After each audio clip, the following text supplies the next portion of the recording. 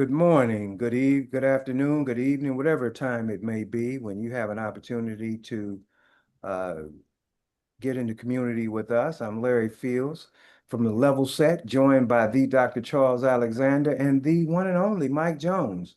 And what we are going to do this morning is to chronicle the primary races that we just witnessed this past Tuesday across the country, but we're going to start as a foundational launching point with the Missouri first district congressional election that involved former House of uh, Representative Cori Bush and the current Representative Wesley Bell.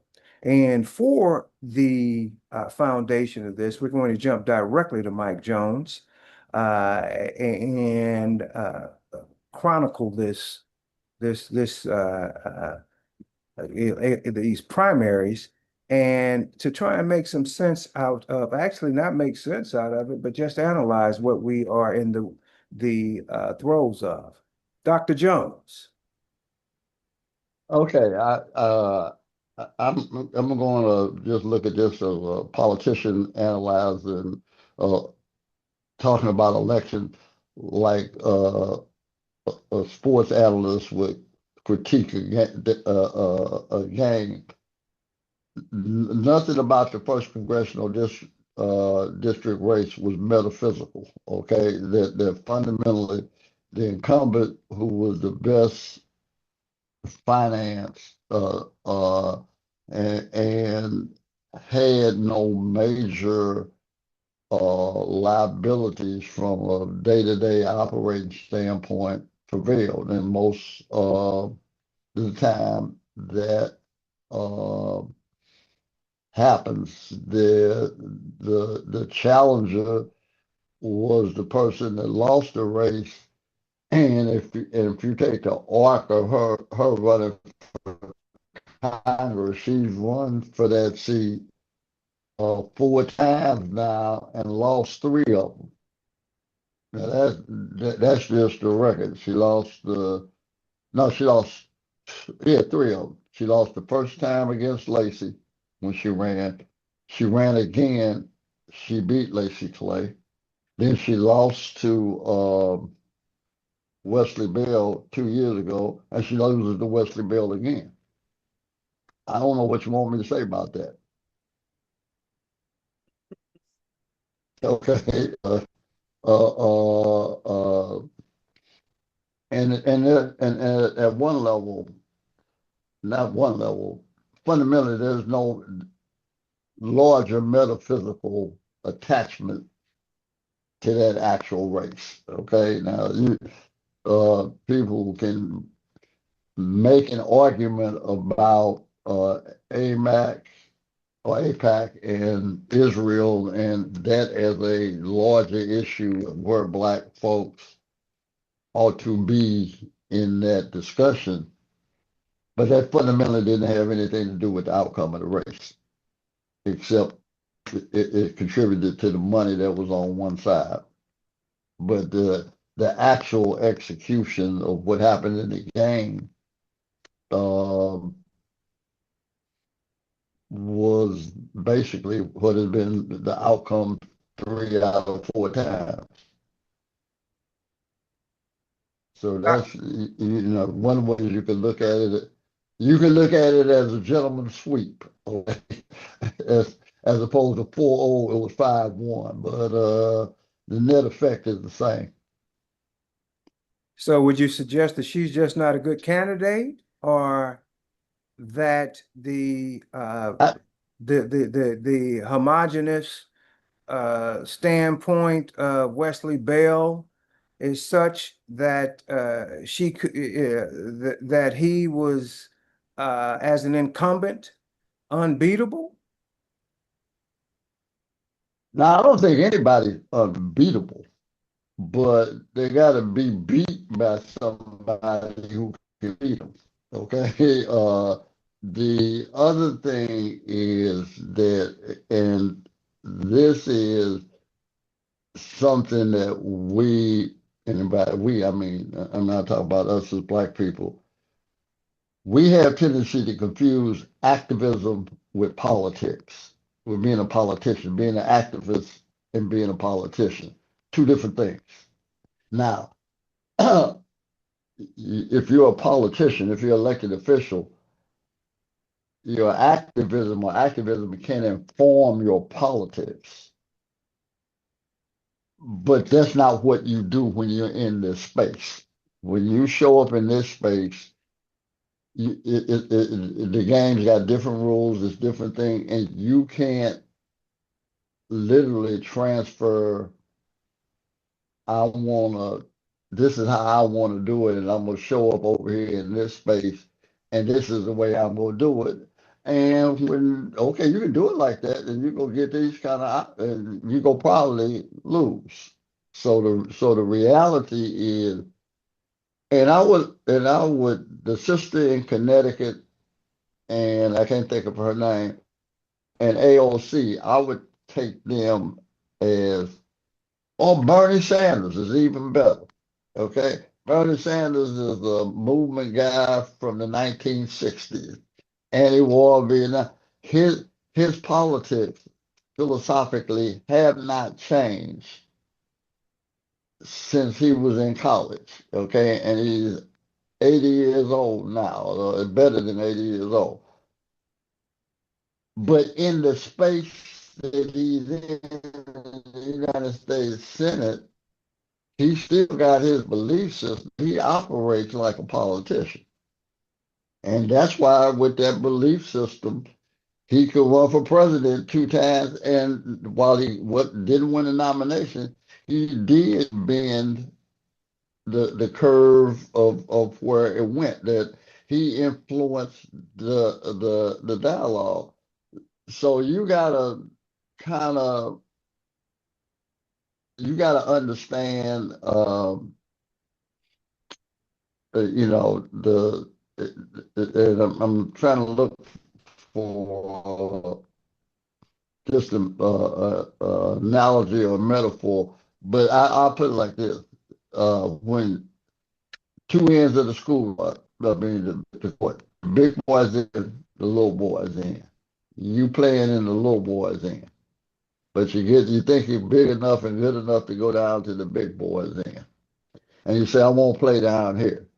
And you just say, matter of fact, I can shoot, I can play, I want to play down here. And then you know what the first thing they ask you? Who you go guard? Okay, if you can't guard nobody, you can't play down here. Because everybody down here can score.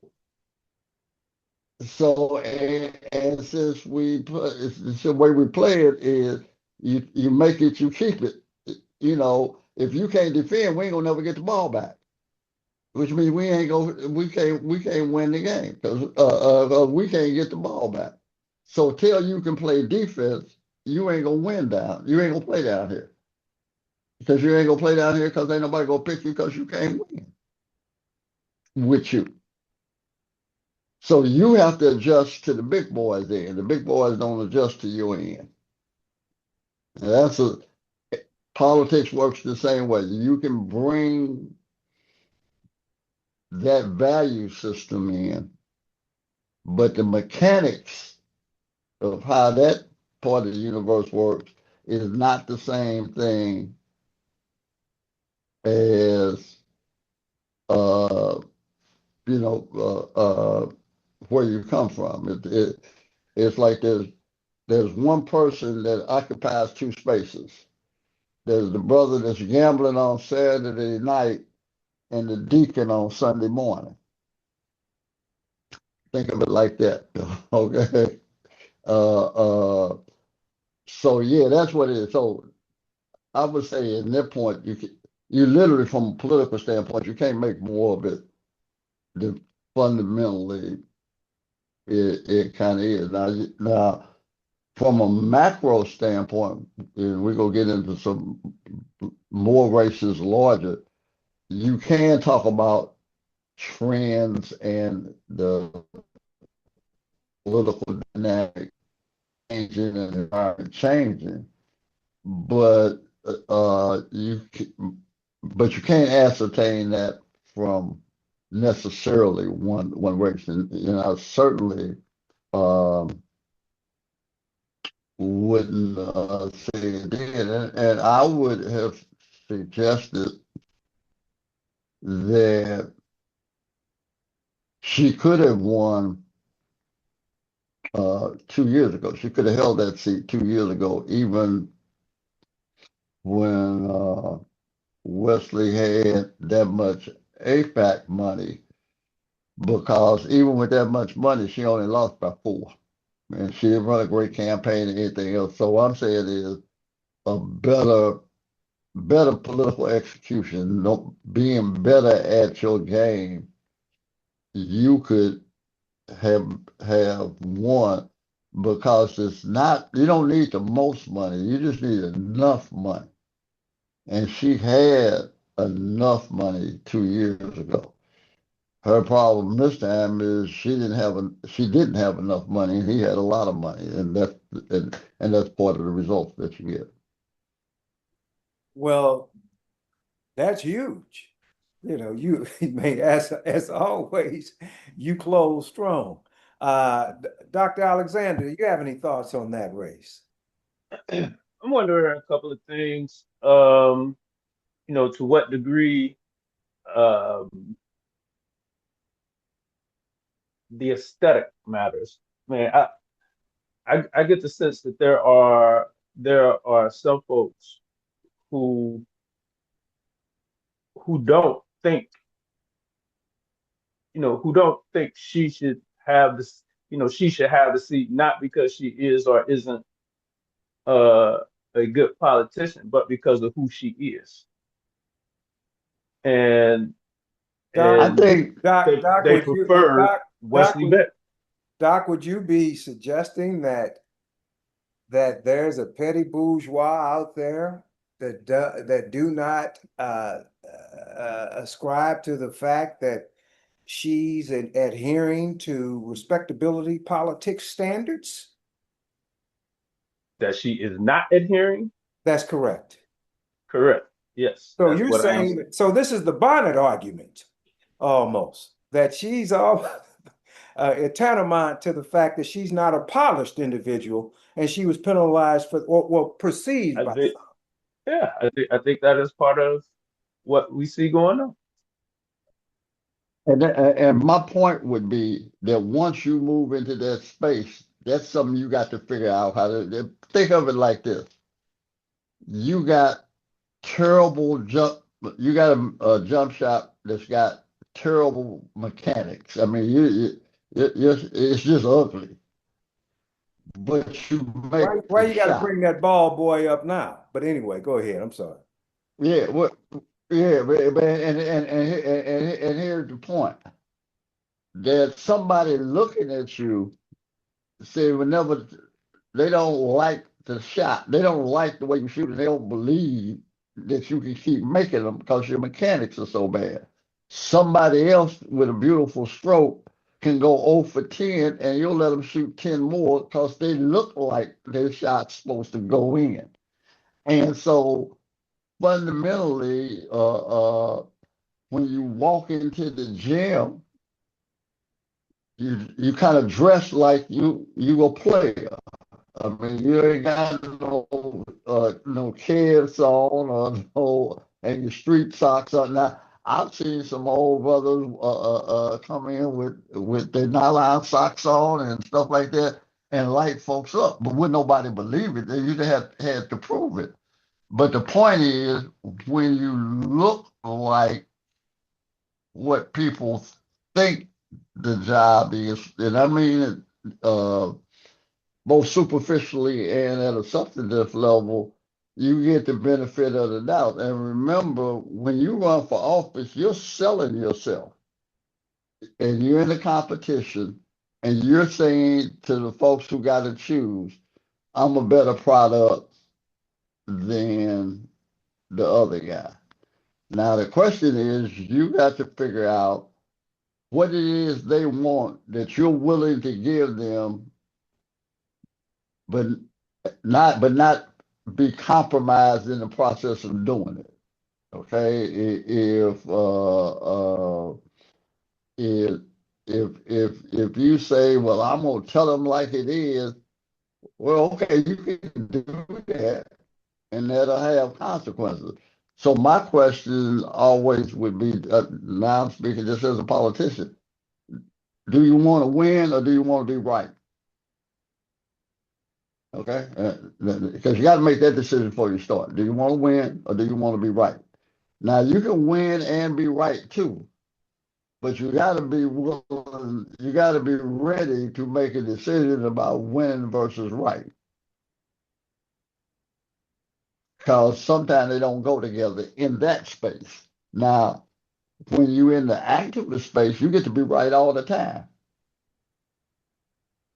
because it don't. Because in a lot of ways, you're not competing for control of something that other people have to give you. So part of it is just it's like dressing for the interview, man. Okay, you walk in with your shorts and flip flops, and somebody else walk in with a shirt and tie on. You'd have to be a real articulate brother to get the job. And the first question I'm going to ask, if you have a great interview, that I would ask you, but why do you come dressed like this? I mean, that's a great interview, but why do you dress like this? Knowing that you had to come here for an interview, because I didn't understand that. And if you tell me, well, that's just the way I am, that's the way I want to do it, and I say, well, your ass ain't gonna get hired then, okay? Because I don't need nobody that hard headed. So Yeah, you adjust to the game. The game don't adjust to you, and that's all I'm saying. Yeah, and but I think that that's where she is, and I don't think she can adjust. I just think that I think that's the issue. I think that's a huge issue, and then secondarily, um, I've had this conversation uh with some folks who just kind of work in this space at the national level, and we do have too many people who are just literally on the wrong side of um the Gaza issue in particular, but more generally, um, our relative relationship um, with Israel and the Zionists. And um, again, I mean, this is probably that you know that same class of folks who they want to be close to that. And so it doesn't matter to them that, you know, like they literally think it's a come up that APEC would support whoever APEC would support. That is a sign of acceptance to those folks. And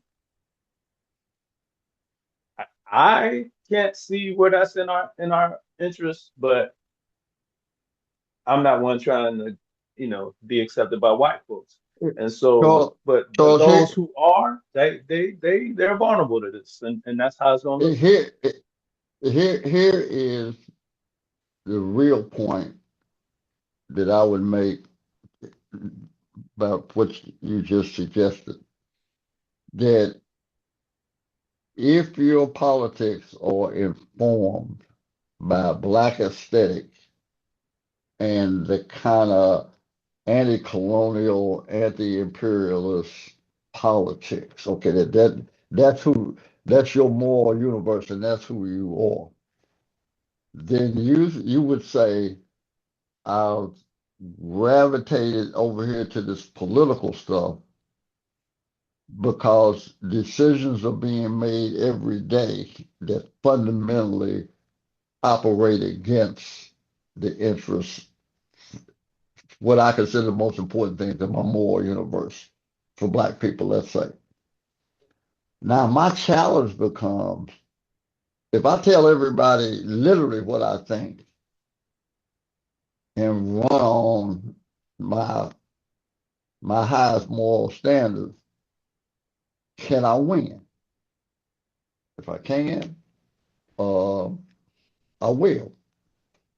But if I can't, and I made the judgment that black folks, people, are better if I win than he wins. Okay, I genuinely think that's what I believe. Okay, he don't believe that, but I believe that. And there may be a group of people who also believe that. But then my challenge becomes for that whole group of people who either don't believe it or are just fundamentally indifferent, because they're going to participate in this election too. The people who don't believe it, the people who believe what I said, and then the people who really ain't paying attention and don't care. And we just got to understand that's always the overwhelming majority. Okay, the folks who believe or don't believe, we the bookends, but in the middle is indifference. So the question is, how do I influence the majority of the people when uh, to take the people who would agree with me and enough of the indifferent people to convince them to vote for me so I can win and I can be in the space making the decisions rather than him. So I have to then be disciplined, intellectually flexible enough, disciplined enough to figure that strategy out so I can be in the room. And here is my observation based on 4 decades of this or that, and and and and, and I think this is true for all elected officials, all politicians, and the elected official, politician, two different things for me, but we'll get to that later. But they fall into two categories. There are there are politicians, candidates that people trust, and there are politicians and candidates that people don't trust. And here's what that looks like. The black community has an expectation of X. You pick that guy. He's representing us. And he goes in the room to get X. And he comes out with X minus. And black folks say, see, I knew what was going to happen. He sold us out again. Then the guy that they trust goes in the room. The expectation is still X. He comes out with X minus. And black folks say, that must have been the best he could do. That's the trust issue. The results empirically are the same. It's really about how you feel about the guy. So the question becomes that you have to answer for people is, and we done messed all of this up because we got consulted everybody. I'm a great guy. I'm the son of a single mother and all that kind of shit, which ain't really got nothing to do with anything. So the real question is for a voting public, especially for somebody in the position of black people, is who do you trust to be in the room for you when you can't be in the room be in the room yourself? That's all this comes down to. Do I trust you or do I trust him? Do I trust him or do I trust you? Okay, that's all I'm deciding. Because I'm not going to be there. And shit's going to come up that impacts me. So the reality is, in this system, you're not, you're, the people get to choose who's going to represent their interests. And you're deferring to their judgment because you're not there. So really what you are measuring is a certain level of intelligence and integrity and uh, you know and a skill set. I think they're smart enough. I think they have a skill set, but most importantly, I think they got the integrity. I think they'll do the best they can do when the moments come. Now we don't, and that's how we used to pick black leadership. Now we pick them on Facebook and all that other kind of bullshit. Okay, and they pop. Matter of fact, it's like a class president when you're in high school. You don't pick the best people. You pick the most popular people. That's who gets to be the prom queen and the homecoming king. Okay, yeah, Well, they Mike, wasn't the most popular. That's just I think you are conjuring up last week's show from the standpoint of the lack of literacy that we have now. Everything is custom made for this because you've got individuals that cannot digest anything over 140 characters. And so when in fact right. you've got folks that can't digest over 140 characters, there is absolutely no foundation there at all. In the words of Curtis to Dina in Dreamgirls, you know why I made you leave? Why? Because there's nothing in you. Your voice is just what I put in you. And that is what the education system and that is what the literacy system, the literacy system that we have today appears to be doing too often. And so, I mean, I'm wondering if in fact we are in the shiny object era where the individual that becomes a politician is in fact shiny. Now, keep in mind, we have a reality star as the president of the United States. So, I mean, That's what I'm talking about, right? I mean, we are, and I mean, this is unprecedented, in my opinion, Mike. I'd like to get you all's thoughts about that as we go on to look at the global primaries or the national primaries that occurred. But I mean, I just think that we are in an inflection point that looks very, very, very bleak. Uh, I would agree. and this is going to the Lord. Yeah, What'd you say, Mike? yeah. No, I was gonna say, and when you roll it all up together, like you want one race, you just got to analyze the one race. When you take them all together, uh, that the reason black politicians can be on that side of the Gaza race is because we as black people have given up our agency to be included into the American system. America didn't give up shit for us. We abandoned everything because there would have been a time a black politician would have felt compelled to say, no matter what would have felt compelled to say, I can't take that money and stay elected by black people. Okay? It don't make no difference what you're talking about. I can't do that. Okay? There were lines you didn't feel you could cross. Even no matter what you felt about the line, you felt that this community won't support that. We've abandoned our otherness. To me, I'm gonna say this. It sounds crazy.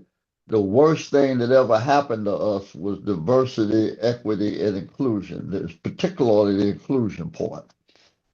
So we made our agenda, let us in America. Let us be part of your shit. And in doing that, America didn't make no accommodation to us. We gave up all our shit. And this is what you get. This is what we look like now. We didn't look like that 50 years ago. So therein is the problem. That's a problem specifically for us. But I think when you aggregate all of this now, you are looking at the collapse of for me, I'm gonna say you're looking at the collapse of neoliberal American capitalism. Okay, and it started over on the right with MAGA America because once you get past the racial animus and white supremacist insecurity, what you really have is the reaction of working class white folks that the system doesn't work, is not working for them. Their shit is getting worse, and their whiteness didn't save them. Now they're still hanging on to the whiteness because they don't know what to do. But at a certain point, they might become workers. That's something that's always been something a little. The class thing has always been fuzzy with American white people. You know, now in Europe very much has always been a class-driven culture and society. So workers, white workers understand that they workers and billionaires and them ain't really got nothing in common. Okay, that's an easier pitch to make. Here, every dumbass white person thinks they're gonna grow up to be rich and shit, and that just don't happen. And now you're seeing on the Democratic side, because really Democrats and Republicans were different wings of the same party. They were the political establishment that supported neoliberal capitalism. Republicans had one rationale, Democrats had another, but it was a big con. We got to tell this to working class white folks to keep them cool, and this is what we tell black people and people of color to keep them cool. But basically, everybody getting sold out now, and historically, the people running the political establishment had enough wherewithal to tell corporate America and American capital, no, you can't do that to them. Now, I can't let you do that. Fundamentally, they were kind of trying to keep the stuff balanced. You don't keep making money, but they got, we got to do something to make sure they're okay because I can't manage it doing what you want to do. Now we ain't got that. So now on the left, the Democratic side, you now getting people literally doing the same thing you see on the right and the MAGA American side. The shit don't work. Okay. Now, if Trump told one truth, the only time he ever spoke that he wasn't lying, but it got him elected president 2 times. And that is, y'all getting fucked. And I'm the one to save you. Now, that was the lie. But the first part was true, and they recognized that. Now you see in these Democratic primaries from New York to Michigan this last week Let me that let me there have are people. let me have Dr. Alexander opine one last opinion Uh, on this Cori Bush. We'll wrap her up, then we'll move to the national races. Yeah, I um yeah, I'm just kind of where I'm at on that space. Um and like has he delivered? So in that first term, was there something tangible that he did that that that warranted him maintaining the seat? Now, if he was productive, then he was productive. now, But I'm not sure that he was that. now, So what say you? well, I'm gonna put it like this: both of them have productive, by my definition, productive first term for Okay, freshmen that merited reelection. Like for okay, example, somebody says Cori Bush didn't do that. She a freshman congressman. Okay, he's a freshman congressman in a Republican house. So when you look at the little trinkets and shit they bring back, okay, it don't make a difference who you send up there. That's about what you gonna get in turn one. So yeah, okay. Uh, so I would have said both of them should have been endorsed, even for re-election. Okay, that now, the standard I would use to measure somebody who's been there 10 years is a different kind of Different thing. standard of But measure. I'm not a yeah, I don't even if you're first round draft choice, I don't expect a rookie to take us deep into a playoff run. So yeah, I mean, the reason that you would not have endorsed either one of them after the first term is you didn't like them, which is okay. Okay, I mean, I didn't support him because I didn't like him. I didn't like her. Didn't like him. Let me ask you But this, Mike. The yeah, way the first congressional district is mapped now, do you think that we are in danger of losing a black representative at some point? no. Here's why: the black population is still almost half of that district. If you split it up, the only place they can go is into the second district, which is a Republican seat. And you wouldn't end up with a black uh, congressman in the second one, but you would probably damn sure end up with with a Democrat as opposed to the Republican.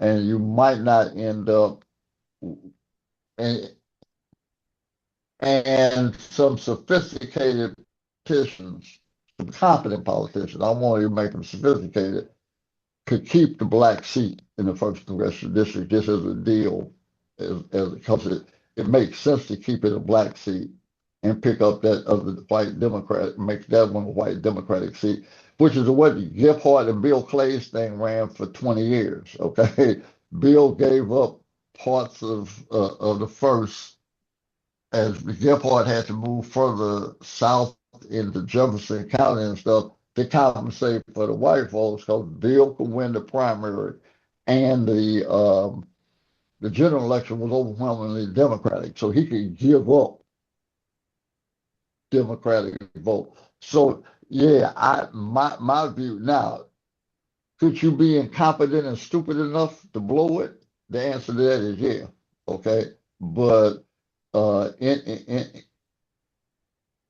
a political half with any competence could do it, and the Republicans would be looking at the same map you're looking at. You go lose that second district Republican seat if they have to start absorbing whether the Democrats are black or white. If you chop up the first, you move in Democrats into a marginally Republican district, and that would be the issue. Okay. So just to tie this up with a bow, folks, the reason why Cori Bush suffered the loss that she did, based on the analytical look that we have taken this morning, is that she did not have enough money, very poor execution of the campaign. She fails to marry up to the professionalism and the polishedness that the petty bourgeois and others need in order to entrust her with their vote. And in addition to that, she has made the election, no pun intended, to be right over winning. So we're going to move on now at this point to take a look at the national trends. What are we looking at, politically speaking, nationally, by virtue of looking at the race in Michigan, the races in New York, and others that signal a tale as to where we are, gentlemen? Charles, why don't you lead on that? Um, so it does look like um that there there are places definitely where folks have an appetite for um the democratic socialism, um, if that is a thing. And I guess we'll just have to see what that does to, to the internal workings of the party. But um, I think it's good if we have, we if our folks are just more, progressive. I always think that's good. And so, um, and those, you know, looks like Michigan is moving in that direction. We saw what has happened in New York, and I imagine this is happening in a couple of other runs or a couple other states and cities. And I think it's a trend in the right direction. I think that um, I think that the party has spent too much time trying to woo, you know, white supremacists who masquerade as independents, and that costs us. And so, that costs us not as the party, it costs Black people.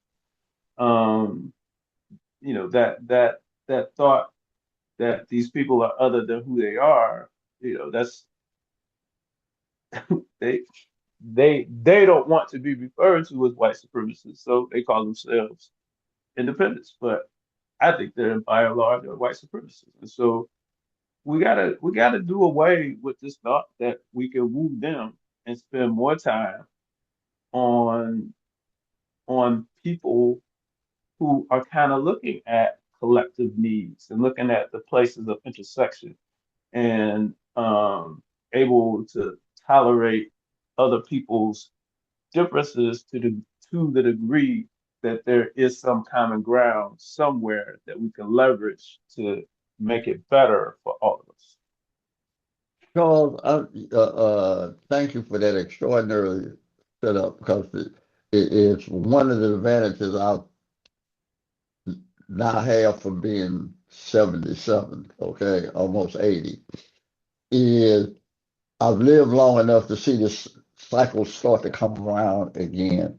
And that last comment you made about people having major differences but figuring out how to come together around their interests was what the Democratic Party looked like in the 50s, the 60s. That's what black civil rights and white labor looked like. I mean, it wasn't nothing racially liberal about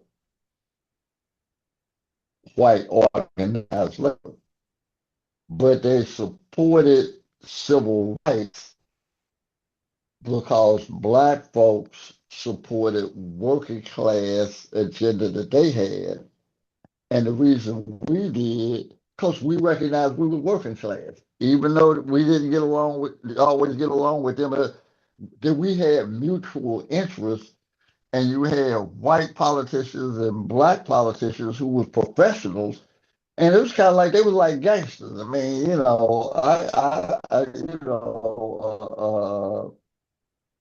and it's prohibition. You make whiskey, I got trucks, and Larry owns speakeasies. Okay, now we don't really get along, and we all got some competing interests and we territorial. But we look at prohibition and say, you know what, we could do well with illegal whiskey if we figure out how to work it together. Now we may even compete with each other on non-prohibition issues, right? Because I got a numbers thing, you got a numbers thing. Larry does something else that he's more competitive. But man, we make a lot of money in booze, okay? And the booze, but the whiskey business becomes more important than our differences. And that because, and we still don't like each other that much more. I mean, now we may get to become friends, but we get to become allies because we're reliable and dependable on each other. And what happens is, yeah, well, I ain't got no real, if that's what you want to do, I don't have no real issue with that, really. I mean, it ain't what I would do, but but I'll support you on that. Why? Because we got this thing now. That's how politics, real power works. It's me bringing my interests, you bringing your interests. We ain't trying to like each other. I don't give a shit where your kids go to school, and I'll never send my child to no school where your kid is. So you don't even have to worry about that. I don't know your wife's name. I don't know when your parents' anniversary. I don't know none of that shit. And I don't care to know it. Okay? You ain't never met my family. Okay? We got nothing in common but this business. Now, around there, I'm getting ready to say something that's going to sound crazy. But if you're black working class, your natural ally in this fight that's going to emerge about data centers and neo-capital is these racist white folks.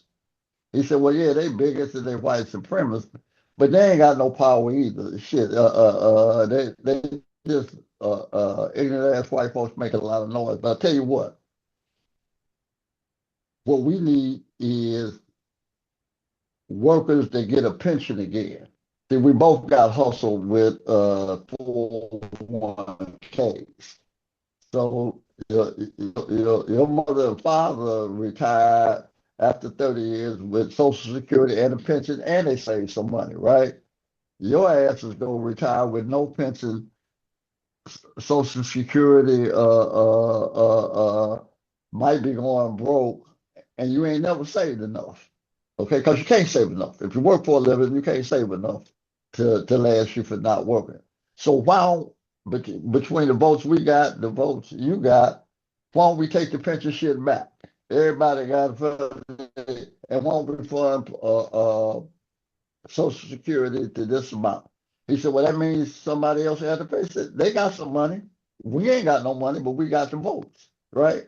What about them? They ain't going no fucking place. They can't make no more. They can't keep all the money. If Elon Musk is the trillion, that means we broke. We broke. Because the universe is finite. There's a finite amount of money. If he got it all, and then that means we don't have any. And the reason you can't trust rich people is because unlike predators in nature, they kill more than they can eat. The reason lions and wolves and all those other apex predators help balance nature, they don't kill what they don't eat. Okay, they just ain't slaughtering sheep and wildebeest and stuff. Nah, man, I was hungry. That's why we was hunting. So yeah, you can make a profit, but you can't keep it all. Okay, so the reality is that capitalism will never work for working class people. But they sold white folks, working class white folks, white supremacy, and they sold us this entrepreneur bullshit that you too can be Jay-Z or Beyonce and shit, or you can be an athlete, a multimillion. You can be LeBron James, became a billionaire playing basketball, and that's true. But that ain't gonna happen to everybody. So I think what you're watching or what you're seeing is that based on the greed and the logic of capitalism, uh, they've run out of room. And now you're seeing on both sides of the political equation this working class collapse. And it is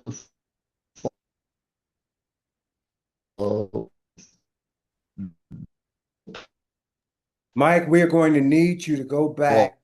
Mike, we're going to need you to go back to both. They got different bases, Mike. We're going to need you and to they go. can't contain them. Yeah. Mike, we're going to need you to go back to your statement, the working class collapse, and come forward because you were breaking up, and we don't want to lose that information. Okay. Okay. I say, that fundamentally the working class, be it the racist white working class or people of working class, political establishment, Republican, Democrat, manage them on behalf of the capitalist class. Okay. And this transfer of wealth from labor to capital over the last 50 years has been highway robbery. And they got all the money and ain't got and nobody else has anything. And that's coming to head. And that's what you're watching now when you see this political pressure and you got both establishments, the Republicans,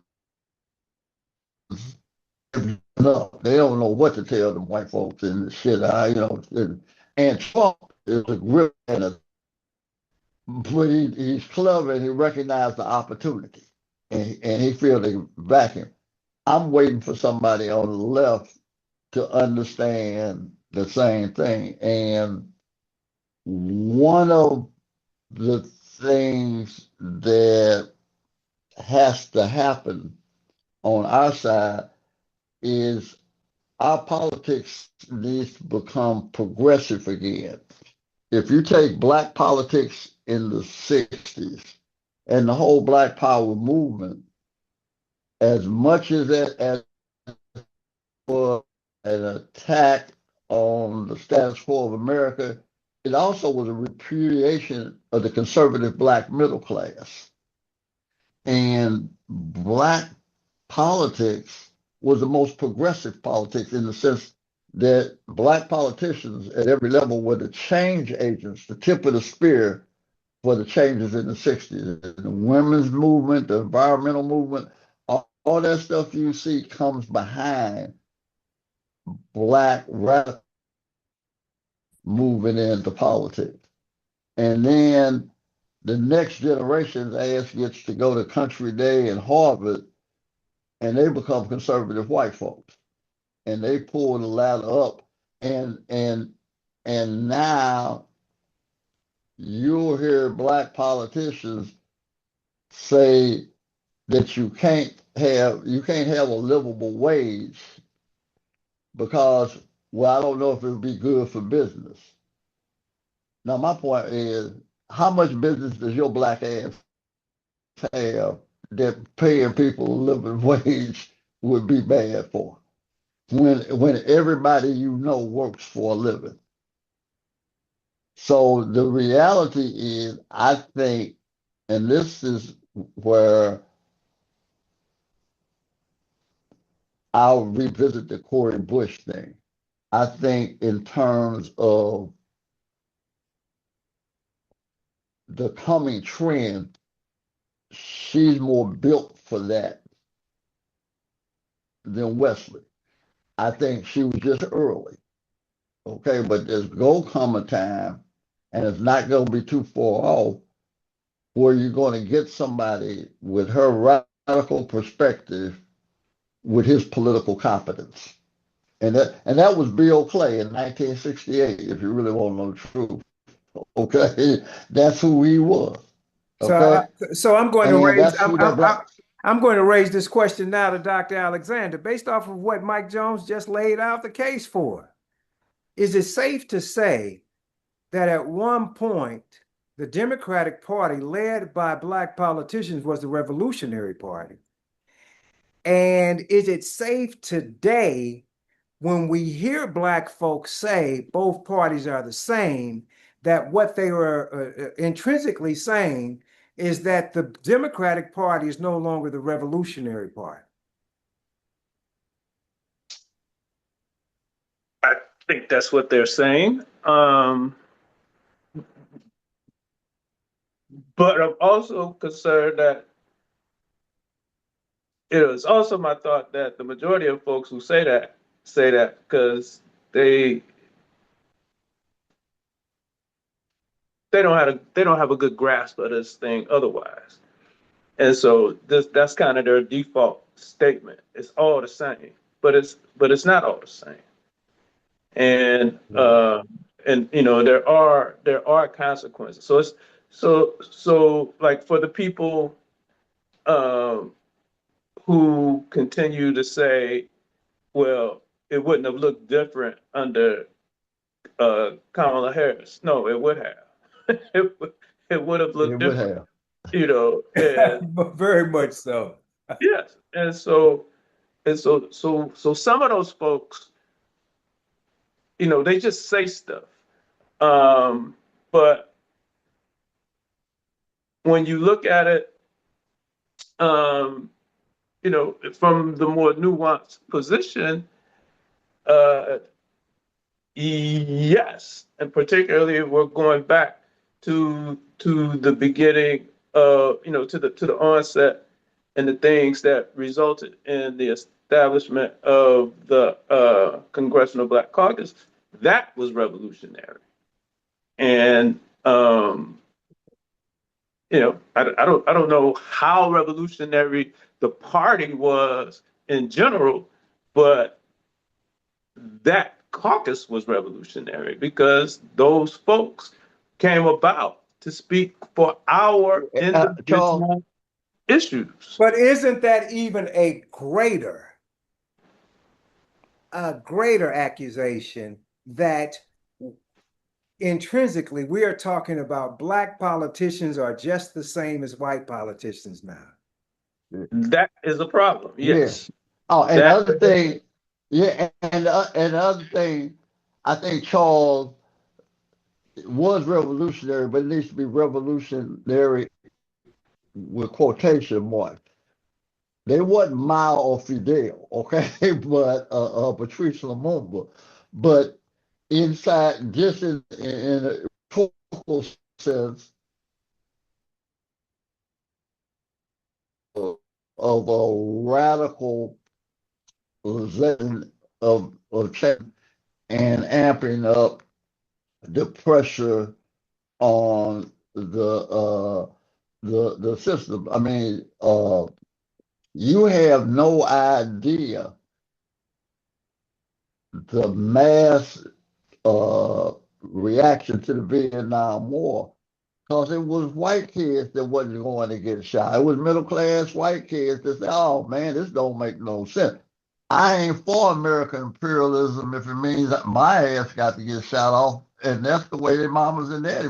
So the reason you got a professional army of mercenaries and America's trying to use other folks to come in and stand in for them and they'll pay for the bill. It is because white folks, by and large, okay, I mean, in huge numbers, not only wasn't going, but they burned up the ROTC building at Washington University. Y'all was a little boy. This what it I mean, but literally, man, all of that was like the Vietnam War. Now, what Trump's dumbass is doing is what Nixon and Kissinger tried to do at the end of Vietnam. I'm gonna bomb them into submission. And Ho and Bo Nugent Jeep say, well, when you get through dropping all the bombs and you run out of them, your ass is still gonna have to leave Vietnam. Okay. At the end of the day, what the rest of the world understands that we have forgotten is that oppressed people win when they resist. when there is this. That our resistance is greater than your ability to do damage. Okay, at the end of the day, when the smoke says, my ass will still be here and you can't be here. You're too far away. It takes too much money. And all I got to do is don't quit. That's all I got to do. I just gotta not quit. And therefore, when so some of the leaders that are in Congress anti-Vietnam was the Black Caucus. One too many black soldiers, black young men were dying, but also anything that crippled American political imperialism and capitalism strengthened people. So the fundamentally, you never heard of the Black Caucus being against Cuba. Wasn't no reason for it. If you're black, it didn't make any sense. And the one thing they never talked about was when Nelson Mandela came to America to thank America. It was the tour, and he was like, you know where he went when he left the United States? Havana. Went to Cuba. And what Cuba. And white folks said, how could you be going to Cuba there? He said, Fidel Castro is our friend. He supported Fidel Castro supported the struggle against apartheid physically when Reagan was trying to keep white folks in power. So the white American establishment has come to every party late. And what America has always been is the last stance of Western imperialism. After 2 world wars in the 20th century, the Europeans was out of money, resources, and people. And the United States was trying to fill that void. So the United States is in Vietnam because the Vietnamese had already run the French out and destroyed it at the Battle of Dien Bien Phu, one of the great battles of all time. Okay? And the French had to surrender. And there was no North or South Vietnam. There was a line of demarcation, just like in Korea.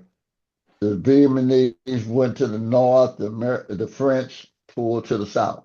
Eisenhower was the president, was supposed to be election in 1956. Eisenhower was the president. CIA canceled the election because Ho Chi Minh was going to win it. The Vietnamese said, well, you can kiss our ass too. We're going to whoop your ass now. Took another 12, 14 years, but they ran your ass out of Vietnam, hanging on helicopters trying to get out and shit. Okay? And you know what? Here's what you said if you were Mike Jones in college in 19. And got asked by a white radical anti-war activist, are you against the war in Vietnam? Nah, I support the war in Vietnam. And he said, what? How could you do that? I say, I support the right of all people to have their sovereignty. So I support all wars of national liberation. So the Vietnam War, if you black, is a struggle, the Vietnamese struggle for national Liberation. liberation and sovereignty. So so it is, I don't support the United States government in the war in Vietnam. And if you extend that, the expansion of Israel, particularly the last 20 years under Netanyahu, is Western colonialism spread to the Middle East. Mm-hmm. So it's kind of like if from a and we just don't say it out loud because a lot of times they can't afford to, and what we say ain't gonna change nothing, and it ain't worth the argument, and we got other hassles we got to deal with. But there ain't never been no groundswell of support for Israeli expansion. Just didn't nobody object to it because everybody would go nuts if you said something about it. So you just keep your mouth shut. But there's never been no real basis. Now in the 60s and the 50s, Israel had much more left wing support, because the kibbutz movement, because it was a democratic socialist country in the 50s, and it morphed into this thing you see now. And it got morphed in by Eastern European Jewish settlers. And most of their radical thing, because the original folks really was left the center, which why they had so much support in the United States was because of their domestic politics. They don't have that as much anymore. And then they got the conservative, the guys that don't have to go to war and all that kind of shit. So it's a whole different place. And you'd have a completely different critique of it. But since we don't talk about that no more, it never comes up. So ultimately, what I see is the unraveling of that political consensus that weeks ago, you should America as Rome after Caligula, or with Caligula, and what happened to Rome after he left. So yeah, and nobody comes back from that. So this you can't fix that. He's evidence of the structural integrity being gone and is on its way to collapsing. And if you take the black political class with the white political class, you talk about all of them second string players. Joe Biden and Donald Trump are president of the United States. That means truly any fucking body can be president of the United States now. Okay. And when you get anybody doing it, this is what you get. Yes, yes. And I mean, definitely, like with Biden, you saw the party manipulate things in order for that to occur. Right. Because he ran for president 3 times, couldn't get out the starting block. Right, he's 3-time loser, and right. so then it's like he can beat this guy, so foolishness, and so yeah, so we'll see, where where this goes, but if we actually are coming back to this space where there can be coalitions around very specific things that service that serve greater needs or more needs of more diverse populations, then I think that is a good thing. I would say right now the issue of the day is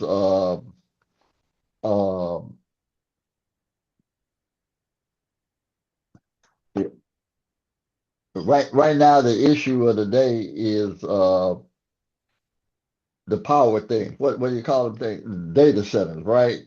Mm-hmm. There's not going to be any data centers in the black community just because we in urban areas and the ones that they build in the all this rural space. But you got white folks, heartless, scared, mad, upset. They all over the place. Now, if we was smart black politicians, we'd be against data centers. Not because data centers, it's because they mad at it. And the people that they mad at by stable data centers are the same people that have disinvested in the black community. Black community. So all of a sudden, yeah, I know I'm black. I mean, you ain't never had nothing in common, but you got an issue with somebody I got an issue with. And what's that great saying? The enemy of my enemy is my ally. Okay.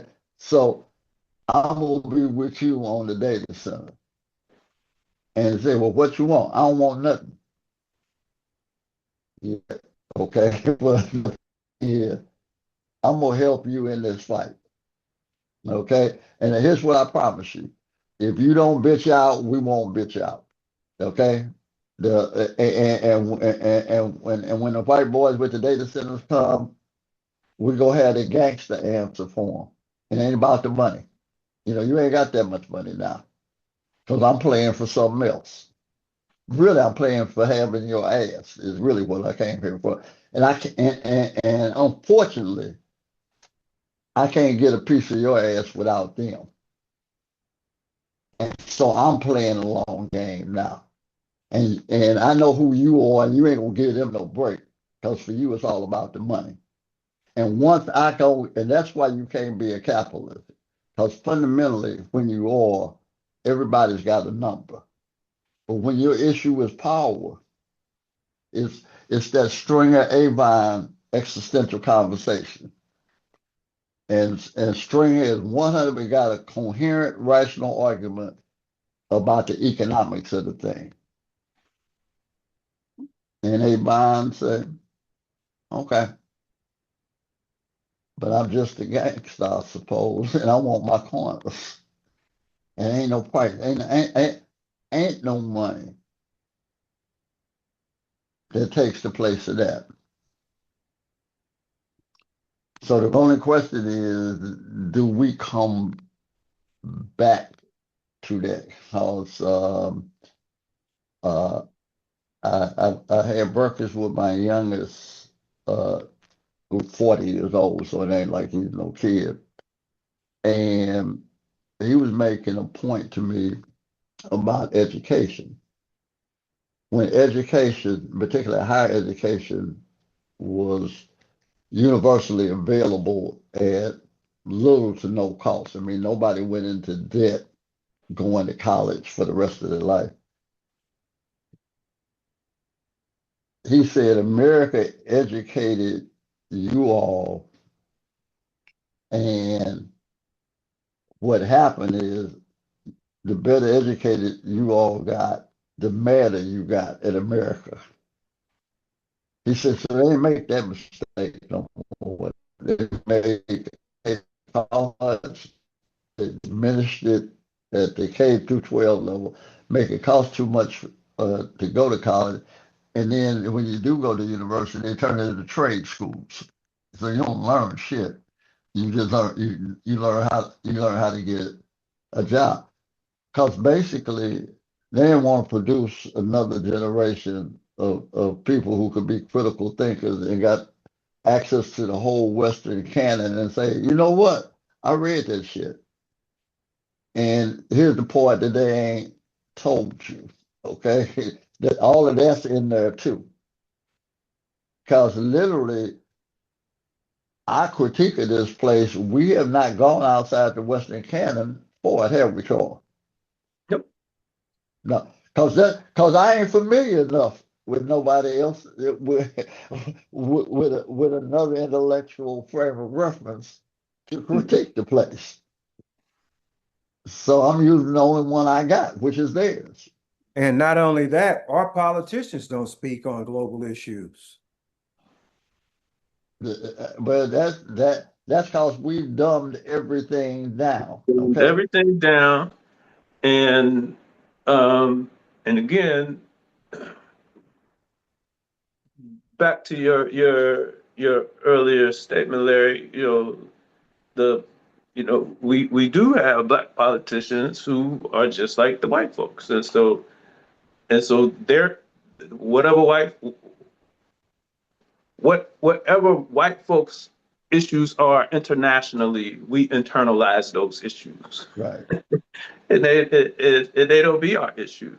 Oh, Um, we Brother don't have Malcolm, any reason. Brother Malcolm is just reverberating. Yeah, those are their issues. I mean, like, why are black folks? concerned about Putin. I mean, Russia ain't never did nothing to Africa. Russia ain't never did nothing to nothing, no place where there's black folks. You know, the University of the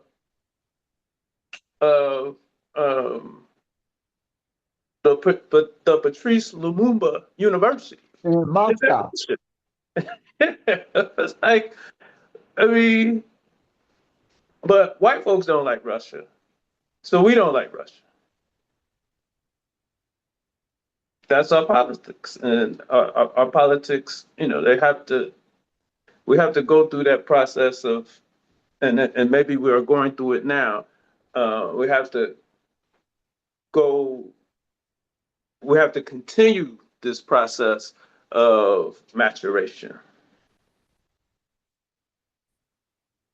And that is that is enough for us to chew on in the coming weeks.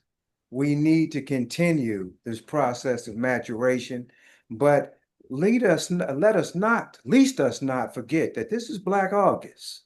This is Black Ops. And this is a perfect time for us to practice those tenets that our ancestors have laid out: study, fasting, working out, and fighting. With those tenets, comes the maturation, but maturation doesn't come without work and self-sacrifice. So I think we have given you more than enough today to grapple on. Had Mike Jones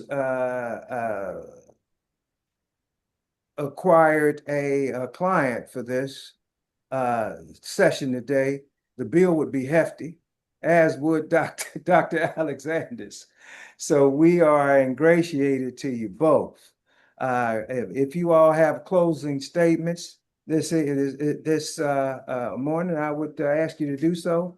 And we've given the audience enough to grow on today, in my opinion. I think we need to take George Clinton's advice from the observation he made. The roof is on fire. We don't need no water. Let the motherfucker burn. Okay? This ain't our problem. Now, we might get singed in the heat, but we need the place to burn. Okay? If they got a problem, if they can't hold it up, and here's what I would suggest to Black elected officials who were in that space. Do what you were asked 50 years ago, 60 years ago in the movement. Nigga, just don't say nothing then, okay? If you can't say this, don't say nothing, okay? And what you can't do is you can't carry their water to us. That's what you can't do, because that's going to cost you, okay? And that's what we need. There'll be enough brothers and sisters out here articulating a critique. We need your ass to just stay quiet if you can't join the chorus. And not operating damage control for your master. Right. Dr. Alexander, please close us out. I agree. In the interest of the tenants, I don't think we ever have to pivot for those. I mean, all of this requires, more deep thought. And so in order to engage in that, you have to engage, you gotta engage the the the ancestors. You gotta go back into the literature. You got to study this stuff so that you know what you're looking at, and you start to formulate how, how to pivot. Because again, if this thing is in the midst of a collapse, though we want that, we gotta have an idea about how we come out of that. Right, right. Very much. And I think we should dedicate next week's show on what we should be looking for, what we want to do coming out of that collapse, because it's coming.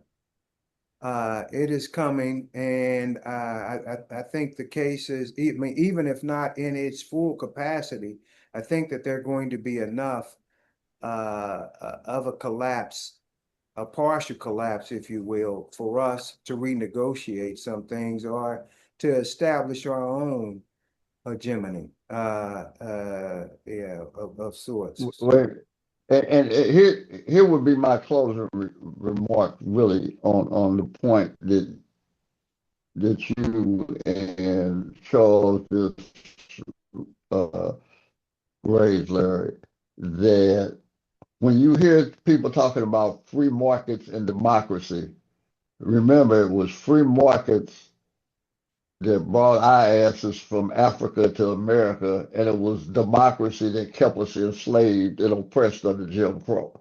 So don't let nobody tell you that there's the intrinsic value in that shit. And that. It all depends on how the execution happens, okay? But all by itself, don't buy that, okay? Because that ain't your experience. The only free market in the United States is the black community. There is a tax and a cost to get in every other damn market Right. in the United States. So let's get out of that foolishness, whole stock and barrel.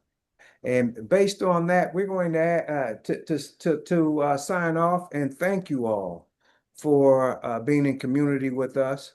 And if you were looking at this on YouTube, hit the like and subscribe button for the level set. And yeah, God willing, we shall see you all in the coming weeks.